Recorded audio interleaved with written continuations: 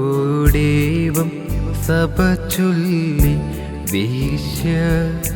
സ്ത്രീ ഞാൻ ദുർവൃത്ത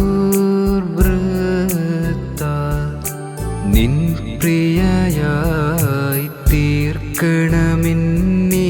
നീ പരിശുദ്ധ സുത എന്നെ നിർമ്മലയാക്കണമേ താണു തരമവളോടരുളി മാമോ ദീസാവെ